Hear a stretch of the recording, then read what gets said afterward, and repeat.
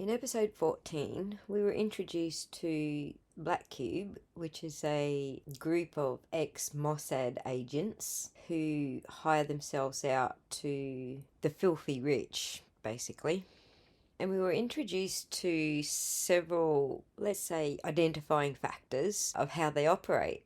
And like we know, Evan is rubbing shoulders with some very powerful people in the US Congress, but I do wonder, given the way these organisations operate, does Ilma Gore fancy herself as a type of Mossad agent? There's some very compelling indicators that suggest she probably does. First, of course, is the false pretense of pretending to be FBI and writing that letter. The second is infiltrating the women that they were targeting under the guise of, victim support groups. And then there's also applying pressure to women who didn't want to be involved. And she did some, I would say, rather dark things to those women. And on top of all of that, she held the doco out as a carrot to lure women in. And so I just wanted to pull this apart a little bit just to have a look at it more closely. So fast forward a few years, a journalist reached out to you on Instagram. Is that correct? Right. The allegations came out, and then I want to say about a week or two later, I got a message on Instagram from somebody from BuzzFeed, and they said, "We believe you are on the set of a music video that by Marilyn Manson, and if you're interested, we'd like to do an interview with you so we can kind of get your experience of what you witnessed and all of that." And I was really taken aback because I was just like, why am I being contacted? Like, how did anybody even get my contact information? And this is something that happened 14 years ago. It wasn't even in my memory bank really at that point. And one of my very good friends happens to be a lawyer, so I got a hold of them and told them the situation, and they said, do not do this. This is them trying to capitalize on something that has become a very hot button issue, and they are trying to get clickbait. They're trying to get attention, and you'll more than likely be taken out of context as far as what you have to say, and just don't do it. It's not going to be a good thing. So I turned them down. I got another message a couple days later asking, we can make you anonymous, we can hide your voice, we can do this, that, or the other. And I just said, no, I'm not interested. And a couple weeks later, I got another message, and I didn't respond that time, and they didn't message me again after that, thankfully. What did you think about the allegations when they first made the news? I was shocked. Again, like I said in the last segment, at that time, I was very much siding with women who were coming out with the allegations, just having been a domestic violence survivor myself. And I kind of threw my support behind everybody. And then, like I said, once more and more things just started coming out, I was like, that doesn't sound right. But I took the initiative of, it's not my story to tell. It's not my place to speak on this. This didn't happen to me. I didn't have any negative experiences with him. So that's kind of what I held fast to for quite a long time. And I did not want to get involved. I had nothing to say to anybody about anything, especially anybody official or in the media. And that's where I stayed for a while until I finally couldn't stay silent anymore. Why do you think the journalist reached out to you, and who gave them your contact details? That's always been a mystery to me. I kind of have ideas of who it was. If you've seen the documentary, you know that Evan and Ilma were in a relationship. And I don't know. I don't know how they came upon me or how they came upon my social media or anything like that. That is still, I'm completely confused about. But I think they were trying to collect people that had past experience, or maybe people that she had been around. And they were trying to, get their side of things, hoping that it would match with the allegations. And when did you hear from Irma Gore? At some point, she also reached out to you on Instagram, right? Yeah, like I think actually that was in October of last year, and I want to say August of last year is when somebody, from what I found out later, was Disarming Films, which produced the Phoenix Rising documentary. I heard from somebody from that, and once again they were like, we heard you were on the set of a music video, we'd like to get your testimony. It can be, you know, they didn't go into it because they wanted me to sign an NDA, and that was a red flag right there. I said absolutely not, no. And I asked them what it was pertinent to, what they were asking me about, and they said, well, we can't go into details, but it has to do with music video. And if you look at the screenshots, I immediately say, I'm not speaking about anything that has to do with Marilyn Manson. It's not my story to tell, and it's not my place. They messaged me again, and there was no response. And then about a month later is when I got the message from Ilma in my inbox on Instagram that said, hey, we want to talk to your lawyer. I want to talk to your lawyer. Other legal parties want to connect. And I was just like, what the fuck is happening? So I you had no idea who she was at that point, right? No idea. I had never heard that name before. And then when I Googled it, it was just like, oh my God, okay, this is getting out of hand, because why am I being dragged into this after all this time? You know, why have I gotten 3 messages from people? I had heard her name, actually. The BuzzFeed guy said Ilma Gore is the one who sent me your information. And I shrugged. I was like, okay, not sure who that is, but cool. And then when I got that message from her, I was just, wow, this is getting, you know, far more reaching than I ever thought it was going to. And, you know, 6 months later, I decided to come out and say something. Did you ever go on Twitter and tweet about your support for Evan Rachel Wood? No, did you ever tweet you stand with Evan Rachel Wood?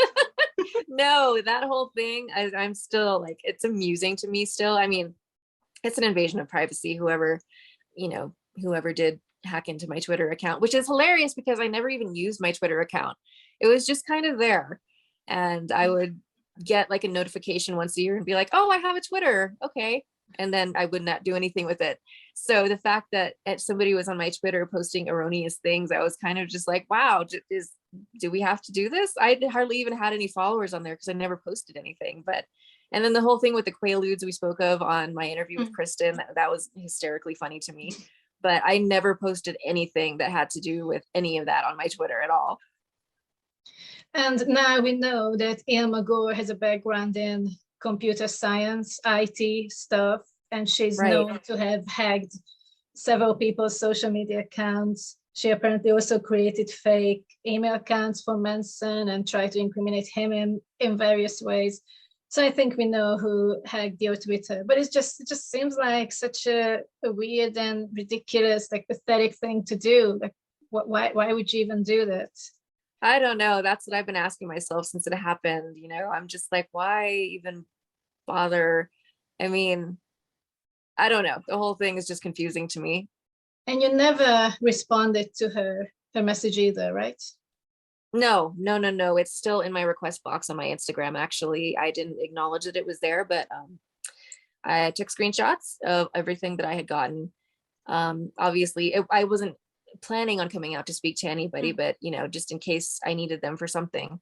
And I'm really glad that I did, because they have come in handy. Interestingly, many of the allegations that the women are making have come from various videos and projects that Marilyn Manson's been involved with. And I have covered a couple of those already. The lady we just heard from, Vanessa, starred in Heart-Shaped Glasses with Evan Rachel Wood, and she was mentioned in a lawsuit as a victim, which she denies that she is. And of course, there was Paula Weiss, who is the woman who starred in the so-called snuff film and was somehow unalive during that film. And then there's this allegation that Evan makes regarding a recording that she heard of Marilyn Manson saying, "I know where you effing live." I guess it isn't going to surprise anybody that that too came from a music video.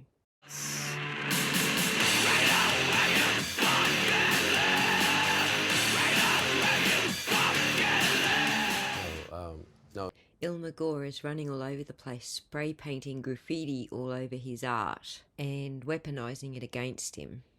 But one thing's for sure, a MOSSAD agent she is not. Her digital footprint is so easy to follow all over the place. Now, here's the funny part. And okay, because this statement, I'm sorry, this is just shocking. She's talking about a communication that she had with Evan Rachel Wood. This is Brighton Gore communicating with Evan Rachel Wood through Signal. And one of the points of discussion was that her sister said that she had died 3 months prior. And fortunately, we have this statement where she's saying that, reports of her death are premature. I know. And, I heard that rumor when I first started looking into this, but this is the first time it's come out on a legal declaration, which is, a penalty of perjury for her to sign that. And there's a lot more in that same essential sworn statement. And, it's worth pointing out, Brighton, who accessed these documents on that broken iPad, also found evidence that Ashley Walters, former Marilyn Manson personal assistant, provided Ilma with screenshots or text messages giving Ilma Gore access to Marilyn Manson's social security number, addresses, social media logins, and even people he was around, such as other women. As a matter of fact, now you could confirm this because I'm speculating now. I'm not as deep into it. Is Ashley the fulcrum that got them the ability, Ilma and Evan, the ability to reach out and collect, if you will, other women to come forward, specifically one being, I believe her name is Greta? This is my understanding because all of these women are linked with Ashley Walters, and some of these women have been friends for years, including Ashley Walters was friends with Evan Rachel Wood, Esme Bianco, and all that. So it's always been assumed, or at least the rumor that I saw for months since I've looked into this, that Ashley Walters was the key. So for her to find this information on that iPad is just very damning. And considering Ashley Walters also came out to accuse Marilyn Manson, sue him, and then have that lawsuit be dismissed with prejudice as well. Yes, it just was dismissed. Right. Mm-hmm. Like, literally within a day or so, which is fascinating. I'm very interested to how that's going to come out because apparently there's other information like texts from Ashley Morgan Smith line, possibly from DMs, but that's going to be another subject down the road. What I want to go into now is we've just covered there's the FBI letter. Now we're going to briefly talk about his swatting. Now, there's arguments whether he is swatted or not swatted or whatever, but the bottom line is the police were called on Brian Warner, aka Marilyn Manson, and it is part of his lawsuit, and he does name it as swatting by, it appears, Ilma Gore and or Evan Rachel Wood. Again, I don't know exactly who, so I want to be really careful on what I say, but I believe he is accusing them both of doing that. So my understanding, and this is not direct quotes from the declaration of Brian Warner, aka Marilyn Manson, is that it was Ilma Gore, and it was confirmed by his attorneys, if I remember correctly, that it was Ilma Gore, a quote, friend, calling in because they couldn't get a hold of their friend or something to that effect. His latest filing says it happened multiple times. Well, when these accusations first came out in February 2021, days later it was reported that he was, quote, being investigated or I should say swatted, but it was to look like something more than it was, is my understanding from the declaration. So while the media reported one thing, in actuality, he was being swatted. And it's worth noting, too, his new declaration said it happened multiple times. There we go. Oh, by the way, I look for patterns, and I apologize. I'm going to slide this one in here. Remember that Brighton was dead? Right. Well, another statement was also released with these documents by from Polar Weiss. Yes. She was also dead. So apparently, if you piss these people off, you're either going to be dead or arrested. Right. What a weird pattern. And apparently, if my memory is correct, Paula Weiss, if I pronounce that correctly, was on Colonel Kurt's YouTube show and discusses hearing the rumors or somehow it getting to her. So not direct quotes, but that's what I'm remembering from watching the videos. And she apparently, Elma Gore was telling people she had been dead, but Paula Weiss was like, well, no one called my parents or nothing like that. So don't direct quote me, but it's something to that effect. So Elma Gore, it sounds like, speculating, she was telling people that this girl was underage, was dead from this groupie video, when in fact, according to her declaration, she was 21 or 22 years old, in a relationship with Marilyn Manson and highly involved in this, quote, horror film called Groupie, which ended up on a VHS back in, I think, 1996. I don't like seeing, if you will, civilians brought into things. Like Marilyn Manson is a public figure. And, no offense to him. And I know it may not be fair, but he does put himself out there in the public. So therefore he's going to be catching a whole lot more flack. He's a public figure. He's there. He's going to get flack. However, this last attack is on his wife and Leslie Lane. Right. So my understanding of Lindsay, her name's Lindsay Usage, well now Lindsay Warner, is they both got married in 2020. She's a photographer, but as far as my understanding, she's very low key. You don't really see her in the public a lot unless she's with Marilyn Manson. And Leslie Lane is a former roommate of both Marilyn Manson and Evan Rachel Wood, because she was dating a personal assistant at the time of Marilyn Manson. Okay. And therefore, this attack is now direct. We're starting to get out of the Manson sphere, and we're attacking specific people. Now, what exactly went down? Because this involves a police report and really some kind of nasty claims. Right. So the timeline starts with February 1st, which is when all these women, including Evan Rachel Wood, came forward on social media with their accusations of, all these different forms of, say, abuse. And shortly after, on February 2nd, Leslie Lane starts posting photos on her Instagram account, which don't look good to Evan. It's her dressed as, quote, I believe it was Ava Braun of the Dead, on a Halloween party in 2007. At this time, one of the accusers that is suing Manson right now, Ashley Morgan Smithline, had come out and claimed that Manson had beat her with a Nazi whip.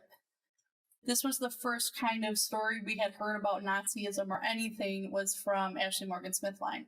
So a few days later, after Leslie Lane keeps posting these on her Instagram account, all of a sudden, Evan Rachel Wood posts these accusations in her Instagram stories that essentially Marilyn Manson is an anti-Semite, would call her these names because she was Jewish. But if you go back at her history, she claimed no religion. Maybe she was brought up Jewish, but that changed. So yeah, that's really where it started, was these accusations against Leslie Lane and Lindsay, Marilyn Manson's wife, about wanting to, I guess, blackmail or threaten her. And she shares a screenshot of a supposed police report from December. Now, when she shares the screenshot, you can't tell when the date is, if I recall off the top of my head, but it was supposedly proof that she called, and she tells these stories. To me, it looks like she was trying to get ahead of the story of those pictures, rather than admit to the fact that she dressed as this. Maybe back then it was some sort of joke or whatever it may be, but those are things today which could cancel someone's career and could go against what she was claiming then. They were claiming that she was underage. Yes, that is one of the big claims, was that she's, quote, underage, and that's how that starts. She was 20 years old in 2007 at this party. So she likes to play these games of how she's this young, unknowing actress. You know, she grew up in a fantasy world kind of thing, according to her Phoenix Rising documentary. But she was dating Marilyn Manson at 19. They met at 18 while he was still married to Dita Von Teese. And over the years, they have both said their relationship did not start until after the divorce, and because he divorced on January 5th, 2007. Now, whether or not that's true or not, I don't know. I'm just going by what they said back then in several interviews. And even she said several interviews years ago that she was 19. But she's trying to claim now that she's underage, she's groomed. And when you're inebriated like that, you can't consent, especially as a minor. And even in her declaration that she provided in her custody court battle with the actor Jamie Bell, she said that she was, I'm not going to say the word, but groomed, but meaning so in an underage fashion, when she's only ever claimed, even in her own documentary and even in the past, that they did not meet until she was 18 and dated at 19. Okay, and the result of this report, which you tracked down, because people were very confused. They couldn't find anything, and then you figured out, hey, well, maybe it wasn't Los Angeles, and took the initiative and actually found the report out of Tennessee. But ultimately, it was stating that no direct threats or blackmailing were made to the victim. That's correct. And I think the problem was, it wasn't just that it was in California. It also is considered an incident report and not a police report, which I guess are two different things. I'm not too clear on it, but I had to make 2 phone calls. And even then, I wasn't sure if it was there. But in Evan Rachel Wood's Instagram stories, she shares the case number. So all I had to do was Google Lens the top part to find out what, where did this come from, this citizen's notification, whatever it's called. And it led me to the direct website to the actual location. So then all I did was make 2 phone calls and hope for the best based on what I knew from that screenshot. And lo and behold, they emailed me one day a copy of the incident report that said it was unfounded, which is interesting because I would assume she would know that, right? So she would know that it was probably unfounded because it says right on the incident report, which she blocks out, that she could access that incident report within so many days. So why would she block that out? Which is a little weird. And what do we have here? Another name that's on this report, person 1, who I think may be OP1, I'd have to confirm, who is the one who notified her of this situation, is Ashley Gore. Shocking, isn't it? Go figure. So let me back up and give you some more information. So these Instagram posts she posted, I believe, around February 5th, which is a few days after the February 1st accusations. This police report is supposedly from December 2020. Okay, so she confirms with her partner, Jamie Bell, of going to meet him with their son, or at least I'm in town so I can drop off my son to you on December 22nd. And so around the same time is when the police report comes out, at least, that it's filed on her end. And so it looks like now there's some conspiracy there where she's trying to keep her son and using this police report possibly in this custody battle as well. I'm not clear on that, and it's not clear from the legal declarations. However, the legal declarations do include court documents from the custody battle of Evan Rachel Wood and Jamie Bell, and it's all around the same time period where Evan Rachel Wood decides to email Jamie and say, I'm a key witness in this criminal investigation. For our safety, we have to stay here. And she keeps her son away from Jamie Bell based on this seemingly fictitious information, because these screenshots apparently were from months before then. And Ilma Gore was aware of them and even DM'd Leslie Lane to warn them that they filed these police reports back in December. And based on my source of information, the Discord screenshots that are supposed to be conversations between Marilyn Manson's wife, Lindsay, and Leslie Lane, 1, are not even, Lindsay is not in that conversation. 2, you can't even tell. who's in the conversation based on that. But 3, according to a source, those Discord conversations are edited to look a certain way, which I truly believe that's the case based on what I've learned so far. Very interesting. I just realized everything that makes sense for timing. This is, again, you got to give some credit here. It appears, dual utilization of events. This may be because it could look bad for a mother to dress like Eva Braun in a custody dispute. Right. And, so if you, let's say, well, that really wasn't me. It wasn't my fault. I was forced into it. That would be an interesting defense. Right. And to add to that, there was at least a half a dozen people there. And as far as I can recall off the top of my head, at least 2 of those people, one of them was Leslie Lane, have spoken out and said that's not the case. She was someone who was already known to be into drugs and alcohol. And she was the one who provided some of these drugs. So it's a little interesting to get that aspect. And what's also interesting is that her brother was there. Evan Rachel Wood had her brother there. In those Instagram screenshots, she blocks out his face. But I found the original photo on an anonymous forum and confirmed it, that was her brother. So why would she block out someone who could speak out on her behalf? I mean, maybe that's nothing, but there's also the fact that there are half a dozen people present. And so far, the people that have spoken out give a different story. Very interesting. So to sum it all up, because I'd love to have you back to talk about other angles, but this one I want to just keep it tight in there. We have at least 3 incidences, maybe even more. I have a feeling if, I'm so happy that Brighton made that statement, and I hope that Brighton will reach out to someone and perhaps come on and tell her story. But Elma Gore appears to have not only inspired Amber Heard potentially, but also Jussie Smollett. I mean, Jussie did his whole hoax. And yes, folks, I'm calling him a liar. I'm calling it a hoax. He's convicted. See, I can call Amber Heard a liar. She's convicted. Or not convicted, but she lost the case. So I'm going to write on the jury and I'm going to say she's a proven liar. She defamed. She lied. Jussie Smollett, convicted. Actually served time for it. Elma Gore did the same stunt, or very similar, of being beat up by a Trump person because of her art. So there's a lot going on with that. But again, what are we involving? Authorities.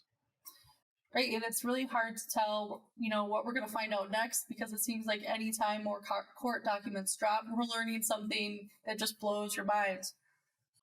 Yes, and from what I understand, poor Brighton has probably had a really, really bad time with her sister and maybe has suffered some of this firsthand. I don't know. I'm projecting. Now this investigation is winding down and charges against Marilyn Manson are unlikely after, according to a report from TMZ, they have sources telling them that there have been, quote, some credibility issues with the victim, which have made it hard to build a legitimate case. The report adds cops are close to submitting their findings to the LA County District Attorney's Office, who ultimately will make the decision, but it's hard to imagine they charge without the goods. While we're told the case likely won't amount to charges, but at least for now, it does appear as though the criminal investigation into Marilyn Manson is winding down. When I first realised that Davo was being weaponised, it was actually used against me.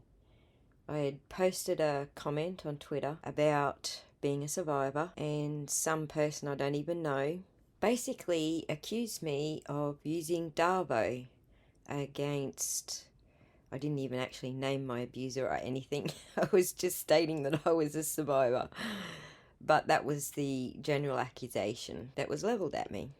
You only need to watch the reverberation of the Depp versus Heard trial to see this weaponisation of Davo in action. The Harvey Weinstein case was a perfect example of how DARVO was traditionally defined.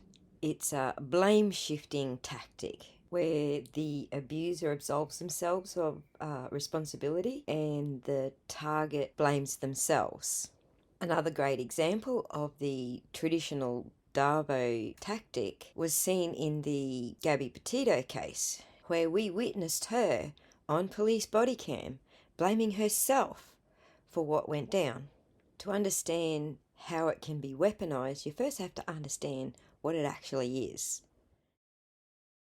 Hey guys, today we are talking about the smokescreen that toxic people, malignant narcissists love to use, and it's an acronym called DARVO, which stands for Deny, Attack, Reverse Victim and Offender Roles. So have you ever had this happen? Where maybe the person you're in a relationship with, and this could be a significant other relationship, it could be a family relationship, it could even be a work relationship, but they do something that, doesn't sit right with you. And so you do the normal thing, which is to mention it, right? And rather than have a normal conversation, everything gets twisted and turned to the point that at the end of the conversation, you're apologizing. Have you ever had that happen?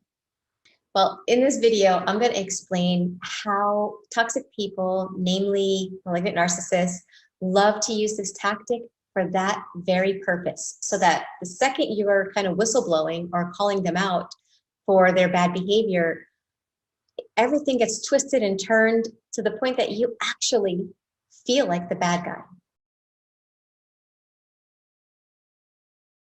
Then let's take our space and let's not do this anymore, because I'm really getting frustrated.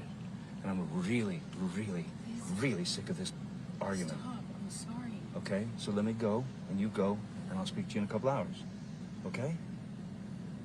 Okay? Stop. Okay. Why are you saying stop? Because May I so, go? Please, it causes me so much stress when you leave, when you walk away from me with that. It's like you don't understand how much worse you're making this. I can't believe this. Please, you're making it worse for me. Okay, I'm sorry for you. Please, I'm only trying to tell you so that you know you're causing me immense stress right now when you walk away like that. There's no reason to be mad. Well, then say goodbye. I haven't walked away. You're not saying goodbye. You won't let me fucking leave. Let me leave. Oh my God. Stop rushing me! Stop pushing me in the corner and then poking me with a stick and then saying, why aren't you saying the words you want me to say? Stop poking me! Stop rushing me! Stop throwing me against the wall and going, what? You don't like that wall? You don't like the fucking wall? Stop pushing me! Remember? I'm not pushing you.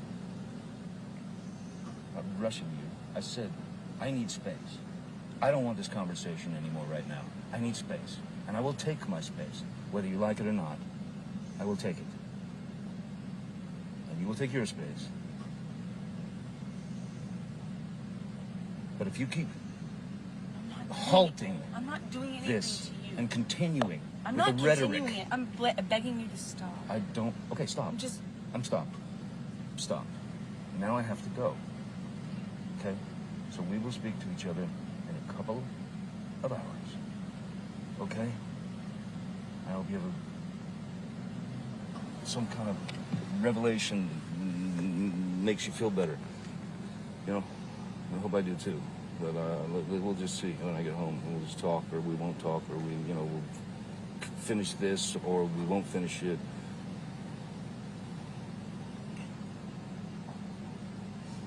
But this is not love. This is not happiness. This is not. Please stop doing this. Please, it causes so much fucking stress. I'm gonna die at this age. I'm gonna fucking die. You're causing me so much stress. Please stop. Please, I feel like I have a heart attack almost every day. Please stop. Please stop doing it. Please stop. He's so fucking mean. Why You're are you a with fucking me? bully. Stop. Please stop. stop. I've been begging you not to fight. I just said, can we please have a normal argument? Just even a normal conversation, fucking normal argument. And for the last hour, I've been begging you to please just leave it at that. Let's just go on with our night. I would have been able to come in with you. We would have been able to let it go in a few minutes. It would have been fine. It would just, if we allowed ourselves to have fucking normal arguments. Please, you're killing me with this. You're killing me. You're fucking killing me. Fuck. Sean, could you, please, I want you to just go. I want you to take your medicine or whatever. I'm sorry that I've upset. Okay, great. Let's say one person is in a relationship, right? We'll use an intimate relationship for this one. But you're in a relationship with somebody that's always in a bad mood, or that can suddenly become in a bad mood, like in 2 seconds, right? Everything is fine. There's not even a reason as to anything happening to cause a bad mood, but suddenly the person you're in a relationship with flips emotionally from everything's fine to suddenly there's this air, something in the air that something's wrong, right? But nobody knows what it is. And the person who's changed their mood never explains, but it's like this thing you're supposed to figure out, okay? And let's say you want to call it out and you want to say, hey, you know, we're on our way to this wonderful place. You know, I'm feeling some negative energy. Is everything okay? So you are doing something that is normal. You're noticing a behavior, it's affecting you, and you are bringing it to the attention of the other person. If you wind up getting darvoed, the answer from that person would sound something like, why are you asking me that? You know, you're such a critical person. All you ever do is look at the negative. You're always looking for a problem. Can't you ever just enjoy, you know, what's going on instead of trying to find something to fight about? Now, obviously, that was like that person's last intention. They did not want to start a fight. They just kind of wanted to understand what was going on. But now they've reversed the problem to being, you have a problem. For anyone that is inexperienced in Darvo, in the sense that you have no idea what's going on, you will probably try to handle the situation as you would with a normal person or somebody that's not a manipulator. And that is to explain yourself more. And now, instead of being focused on their bad behavior or their negative energy for no reason, you're now defending yourself. And you might say something like, I'm not trying to start a fight. That's the last thing on my mind. I just want to understand what's going on. And of course, the person that is doing the Darvo is going to continue to reinforce the fact that you are causing a problem by calling out their bad behavior. There's now more than 10 hours of Herd's Darvo behaviour recorded on YouTube now, so if you're up for it, go and listen to it. But you get the general idea. In every argument, she is blaming Depp for the issues that they're having, when all Depp's doing is just getting about doing his thing. That's the problem. He's doing his thing. He's not completely and totally absorbed with her. But that's her issue. Her issue is that he is not including her in absolutely every waking moment of his day.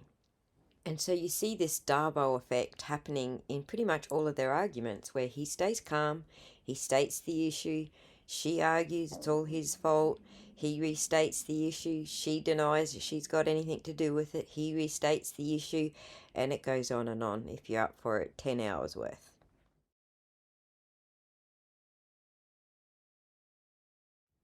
So now you understand what Darvo is. How is it weaponized? It's through projection.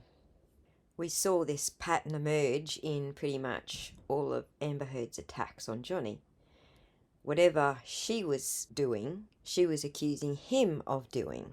That's a form of projection. And a projection occurs because something has been triggered in my psyche, in my psychological history. And it's activated here, it leaves me and goes out onto the other person or onto the institution or onto some collective organization. Projections can be collective too. Nations hate other nations. Religions hate other religions. Ethnic groups have exhibited a history of conflict. Those are projections. So essentially, when I post on social media that I'm a survivor and I don't approve of Amber Heard representing me, and then people turn around and attack me and call that Darvo, they are projecting their use of Darvo and are trying to make me feel guilty of using Darvo, which I don't, by the way, because I didn't even know what it was until I was accused of it and had to go and do a little bit of study. Anyway, that's just a little bit about the psychology of Ilma Gore. Of course, I am not qualified to make an analysis on Ilma Gore's psychology. I'm just putting together pieces of the puzzle as they appear to me as a layperson.